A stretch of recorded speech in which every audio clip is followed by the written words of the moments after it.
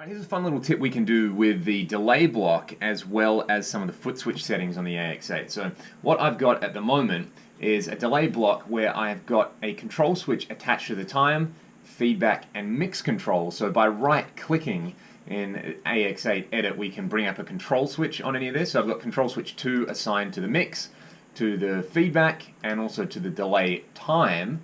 And furthermore, I've also got in the foot switches menu, you can have a look at the foot switch number 8 is set to a control switch, but rather than have it on latching, meaning that I can press it once, it will turn the effect on and it will leave it on, I've got it set to momentary, meaning that I need to hold the switch down for it to take effect, and then whenever I let go, it's going to go back to standard. So this is what it's doing at the moment, and I will run through exactly how I've set it up.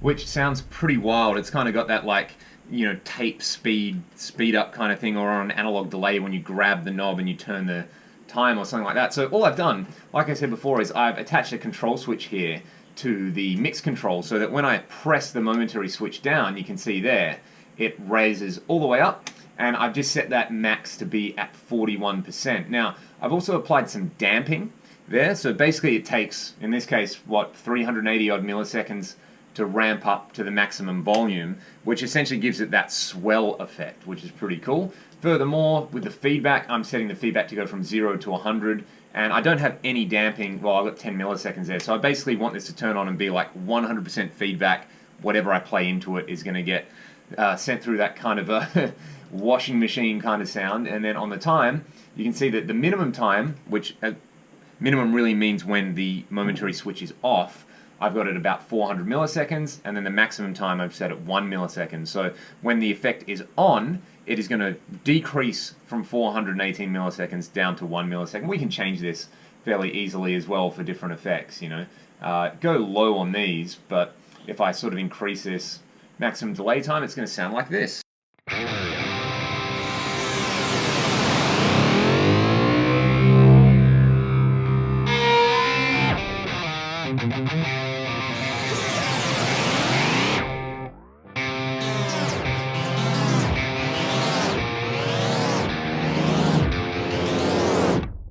So that's a pretty fun way to use delay as like a self-oscillation kind of thing. This momentary foot switch trick is great for other things as well. If I disable that delay block, and I'm going to put a pitch block on, and we can use this like a whammy pedal. So I will set it to classic whammy, and then what we're going to do is we will set, let's set the mix, say, to like 50% in this case.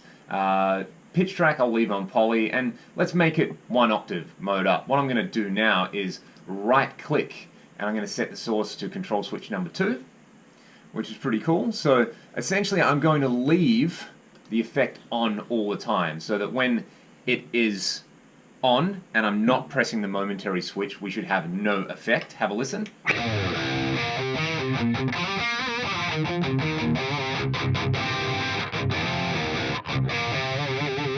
However, because that's running through the pitch block at the moment, you can hear there is an effect on the tone. So what I'm going to do furthermore is set auto engage on. I'll just set it to, let's say, medium speed or something like that. So hopefully when I press the momentary foot switch, it will engage the effect. Let's see if that works.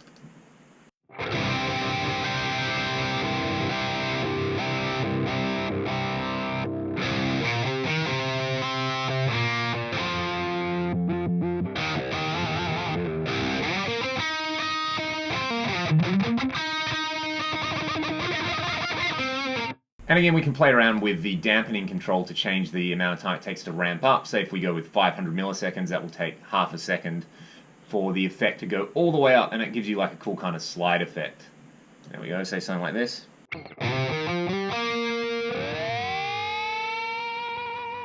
You might want a lower volume for more of a sort of classic whammy effect, say, I don't know, around 60, 70 milliseconds.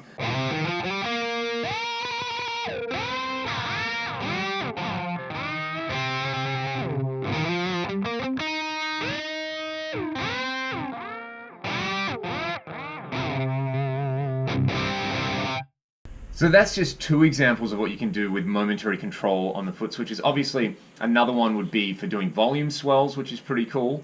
If you set a volume block up, and then we're going to do a similar thing with the control. We'll just set the volume to control switch number 2. I'm going to play around with the dampening. This is going to increase, not going to increase, this is going to dictate the amount of time it takes to actually swell up. So have a listen to this.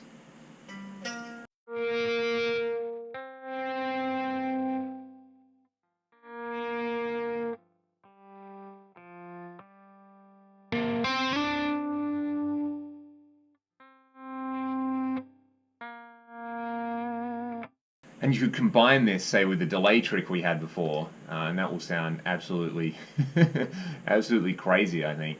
Let's go with delay. I might actually try some different delay settings.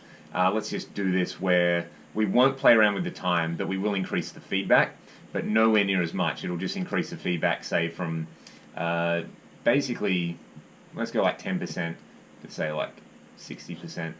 Very rough values, and we'll also increase the mix. Same thing with the control switch, which I realize is not captured in the screen capture, so sorry about that. But if we go from like, let's say 15% up to about 70% with the delay, you get this effect.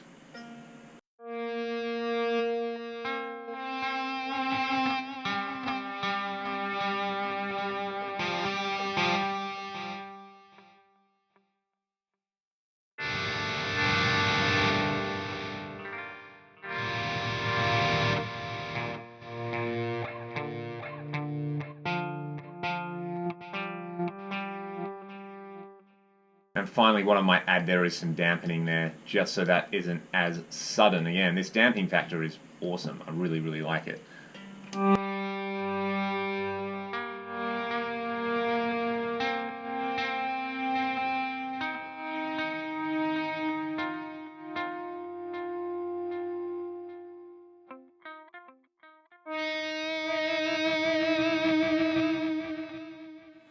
So there are some tricks to use momentary switches on the AX8 together with modifiers and different effect blocks. Basically, as a creative tool, I think there's a lot of scope to come up with your own effects and essentially come up with your own effect combinations and use the algorithms in the AX8 to your advantage to come up with cool guitar sounds. So if you enjoyed this video, hit subscribe, and I will see you guys around very soon.